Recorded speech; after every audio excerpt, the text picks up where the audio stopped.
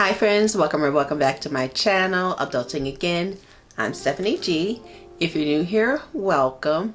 If you're returning, hey girl, hey, thanks for coming back and clicking on my video. So in my 2023 video, I talked about several categories and or pillars, and those were social, personal, health and wellness, and finance.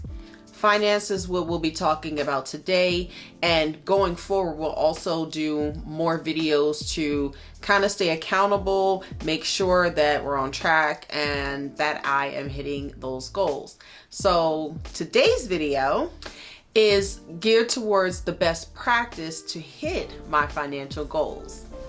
So if that's something that you're interested in, go ahead and grab a water, a snack, a beverage of some sort, and let's go ahead and chit chat about it. So in my personal opinion, one of the best ways to hit any financial goals is to really know where you're at within your finances. I did speak a little bit in that video basically saying I really didn't know where I was at. I am a lot further within knowing where I'm at than I was during that video, but I do have a little bit more to go, and I'll absolutely touch base in February when I do a January wrap up. So in that video, I basically went into more depth as to not really keeping a budget, not really keeping track. Basically, your sis was out here acting like I was a D dealer, okay? And money was just flowing. And I mean, I do pretty well within my job. I do have a two-person household. I'm not struggling, but I could be doing a little bit better, right? So this is to, again, help me to be a little bit more accountable, conscious and aware of where my money is going, how I intend on putting it into the little buckets and categories that I have set up. And that's what this video is here for. Once you can see where most of your money is going, then you can set up a financial plan. And you go about that by outlining a budget, tracking your expenses, seeing what gross you're bringing in, what net you have, all of those things with assets, so that you're much more prepared for a financial plan. My goal is to set realistic and achievable goals. That way I'm better able to track my progress. If I can see it and achieving it, I'm much more prone to keeping to it, right? So the next thing is, once you see where your money is going and you start to track it, now you can be more aware as to if you need to adjust your budget in certain aspects, in certain areas. This way you can maybe adjust your budget in certain aspects and areas.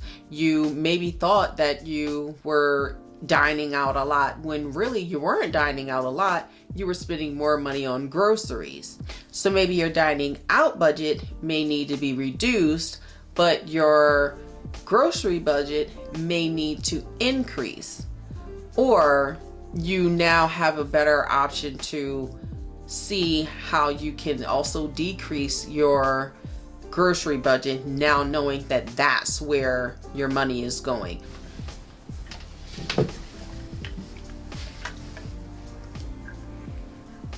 So I also know that it is best, obviously, that if you have any consumer debt, any high interest credit cards, high interest debt, any of those things, especially for consumer spending, it is best that you work on cutting those down to nothing if you possibly can.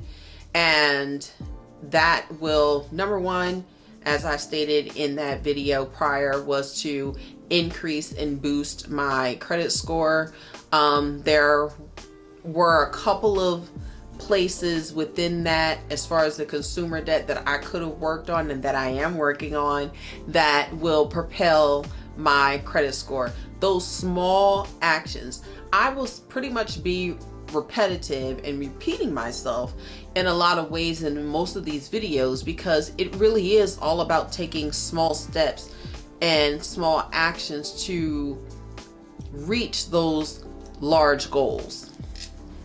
The reality is, once you have those high interest debts paid off, now you can move on into more of your sinking funds. You want to get that new car, or you want to get some new furniture, you want to take that vacation. Yeah, you'll be already putting money into those sinking funds for those things, but you'll not have more money to put into those things, or even put into some investments if that's what you're looking to do. I know for myself, I have a HSA plan that I put money into every paycheck, and that is a health savings account. When you have a high deductible insurance plan, you are usually able to have this type of account, and with that account, it's paid into annually, something around there. I'll have more of that data when I post my recap video for January expenses and January budgeting. So I'll definitely have that true number at that time. At that time, I'll also be going over a spreadsheet that I purchased off of Etsy. I'll go ahead and link it down below now, just so that you can have an idea of what that looks like. It is a financial budget tracker. It tracks my pay, my expenses, my bills, sinking funds. There's another section, but it does a lot, and I absolutely love it. I've already been inputting everything. Right now I am on track to be adding everything in daily, and I do a recap on Sundays to look at it as a whole to see where I can improve on the next week. It's only mid-January, so I'm only 2 weeks in, but I definitely have a very good bird's eye view, because I did use a lot of December information to kind of set the tone as to looking at everything. And ciao.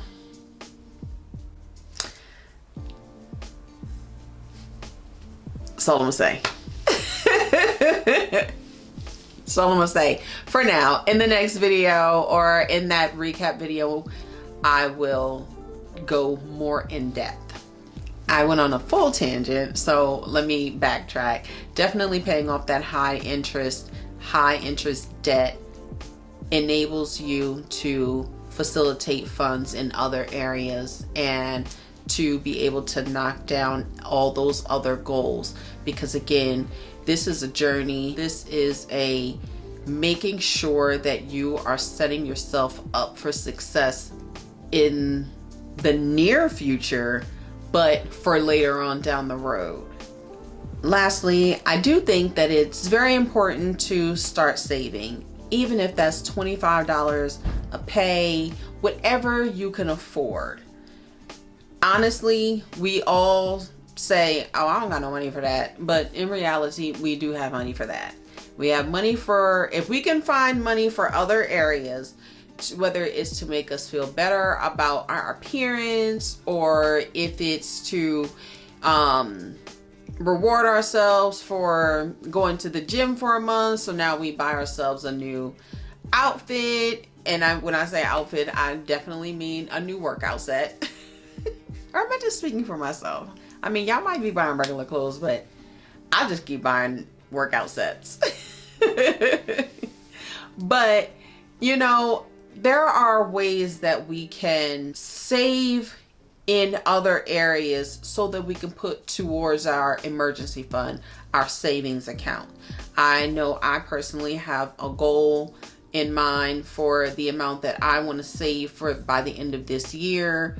And that's just for my personal self. I also have other sinking funds that I want to save for. So honestly, at this point, I have almost pinpointed every penny, not quite, but to where I want to have money set aside for all these other extra things. Now, granted, everything is not going to be fully achieved. However, I am working towards making that happen. And that's really all that we can strive for, is to set ourselves up slowly but surely to ensure that we are obtaining and achieving our financial goals.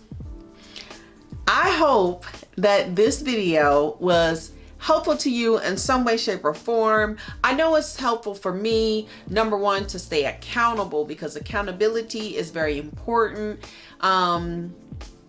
I hope that I can be your accountability partner. Definitely, if you have any questions, leave them down below in the comment section. Also, don't forget to check the description box for the link to that Etsy shop. I don't get any commission off of it. I just like that spreadsheet, so I just wanted to share it with you all, just in case you definitely found it helpful for yourself in any way, shape, or form. But don't forget to give this video a like, comment, share, and subscribe, and I will definitely see you in the next video. Until then, bye.